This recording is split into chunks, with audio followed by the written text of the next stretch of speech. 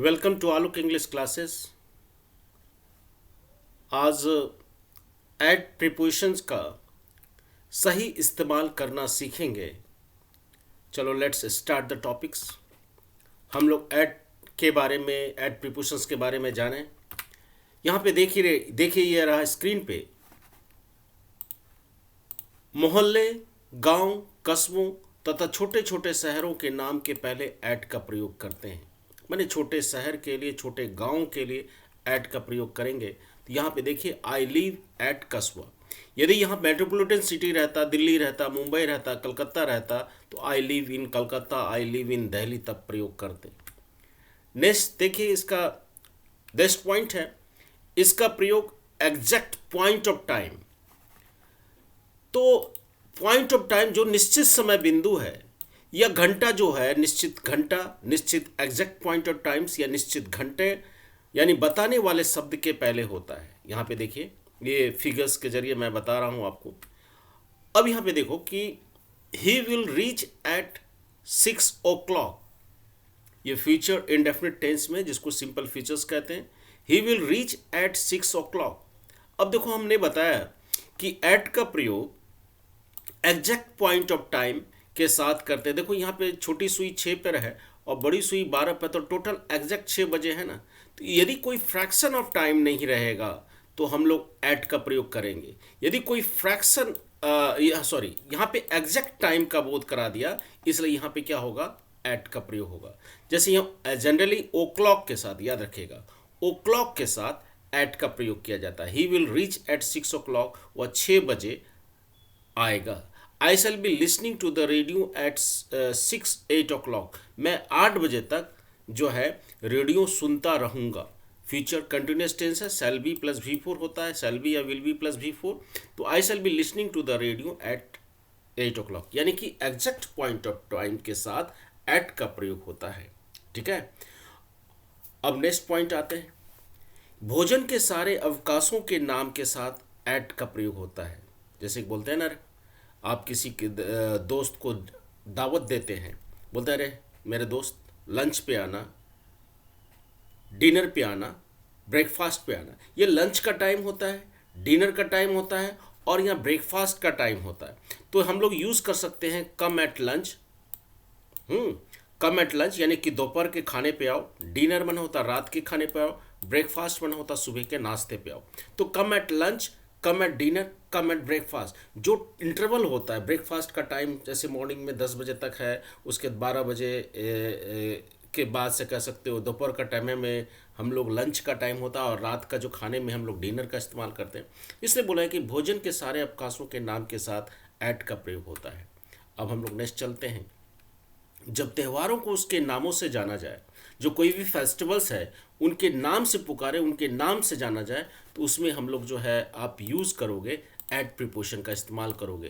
तो जैसे यहाँ पे त्यौहार है, ये हैप्पी होली लिखा है ना, तो त्यौहार का नाम क्या है, होली है। त्यौहार का नाम क्या है, ईद है। जब उसको नाम से जाना जाए, तो जब त्यौहार को नामों से जाना जाए, तो उसके पहले यहाँ पे क्या लगा है, एट प्रीपोजिशन लगा है। कम एट होली, कम एट ईद।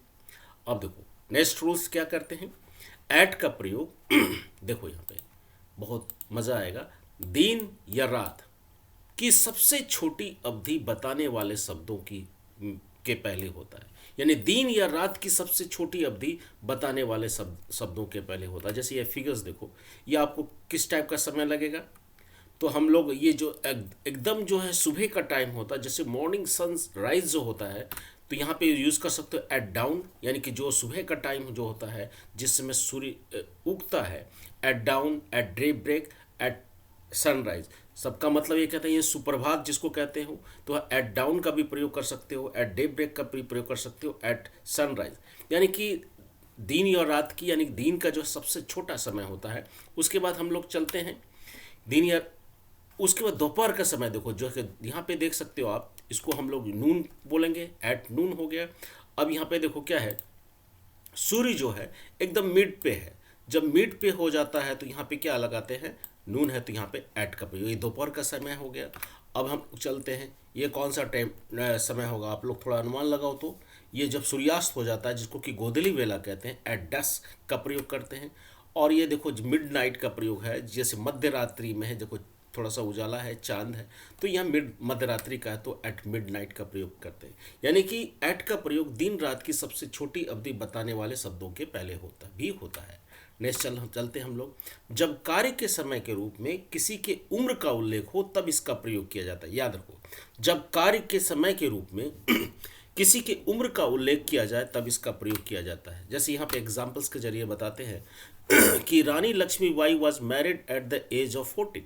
यानी कि देखो कार्य क्या होगा उसने, कि रानी लक्ष्मीबाई है और इसने शादी किया थी, तो कार्य क्या होगा, एज कितना साल हुआ होगा, 14 साल। तो कार्य के समय कार्य करना, शादी करना भी तो एक कार्य में आ गया, और शादी कब किया था, 14 साल की उम्र में, तो इस यहाँ पे इसके पहले क्या लगा, एट का। तो ये बोला है कि जब कार्य के समय के रूप में किसी की उम्र का उल्लेख हो तब इसका प्रयोग किया जाता है। नेक्स्ट देखो, she died at the age of 60, वह उसकी जो मृत्यु जो है 60 साल की उम्र में हुई। या ही लेफ्ट द स्कूल एट 18, 18 साल की उम्र में उसने स्कूल छोड़ा। एक कार्य है कि स्कूल छोड़ना भी तो एक कार्य होगा, और किसके पहले 18 उम्र को दर्शाया, तो यहाँ पे एट का प्रयोग किया।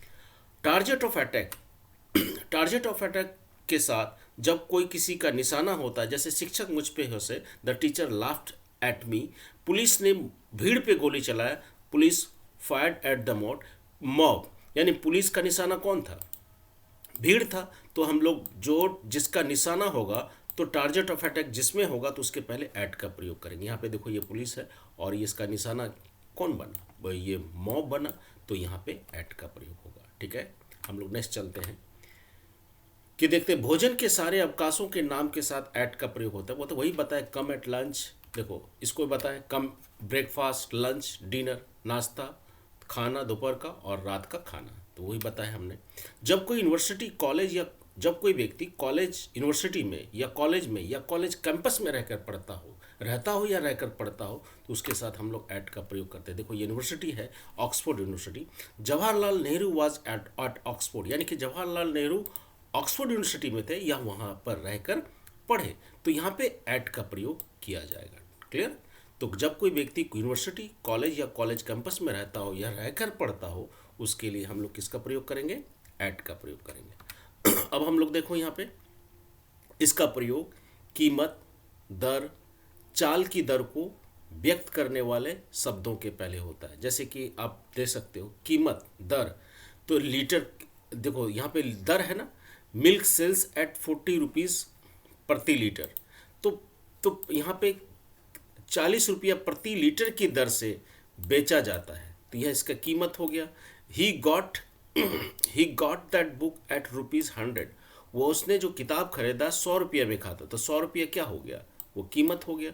The motorcycle is running at 60 kilometres an hour, यानी 60 किलोमीटर प्रति घंटा की रफ्तार से मोटरसाइकिल दौड़ रही थी, ये चाल की दर हो गया। तो इसका प्रयोग जो यूज़ करोगे, कीमत, दर या चाल की दर को व्यक्त करने वाले शब्दों के पहले होता है। इसका प्रयोग टेम्पोररी एक्शंस के लिए भी हो जाता है। जैसे ही इज़ एट वर्क, इसका मतलब है कि अस्थायी कार्य, जो temporary work generally present continuous tense भी यूज़ कर सकते हो। जैसे ही इज़, इसका मतलब हो जाता है ही इज़ एट वर्क, का मतलब अर्थ निकला he is working now. He is at work बोलो या ही इज़ वर्किंग नाउ लो, वो अभी काम कर रहा है, बात सेम है। टेम्पोररी एक्शंस के लिए एट का प्रयोग करते हैं। जैसे बोलते हैं सी इज़ एट प्लेस, वह खेल रहा है, तो वह अभी खेल रहा है, सी इज प्लेइंग नाउ। दोनों का मतलब जो है टेम्पोररी एक्शंस के लिए हम लोग एट का प्रयोग करते हैं, याद रहेगा ना। नेक्स्ट लगते हैं 5 सेंटीमीटर की परिधि वाले समरूपताओं को दर्शाने के लिए इसका प्रयोग किया जाता है। जैसे कि हम बोले the beggar is standing at the door, तो 5 सेंटीमीटर की परिधि वाला एरिया में भिखारी जो है दरवाजे पर खड़ा है। जब भिखारी दरवाजे पर खड़ा है तो यहाँ पे क्या करेंगे, एट का प्रयोग करेंगे। डोर यहाँ पे क्या हो जाएगा, डोर के पहले यहाँ पे क्या हो जाएगा, एट का प्रयोग होता है। तो याद रखिएगा 5 सेंटीमीटर की परिधि वाले एरिया में, जो 5 सेंटीमीटर की परिधि वाला एरिया है, और यहाँ पे ये सपोज करो ये भिखारी है, यहाँ पे दरवाजा है, तो यहाँ पे 5 सेंटीमीटर के परिधि वाले एरिया में जो हम लोग किसका इस्तेमाल करेंगे, एट प्रीपोजिशन का इस्तेमाल करेंगे। हमने एट प्रीपोजिशन के बारे में बताया, तो हमको लगता है आपको समझ में आ गया। एक बार फिर मैं बता देता हूँ कि टेम्पोररी एक्शन जो अस्थायी कार्य होता है उसके लिए एट का प्रयोग करते हैं। ही इज़ एट वर्क या she is at work, she is at play, जो टेम्पोररी एक्शंस होगा उसके लिए एट का प्रयोग करेंगे।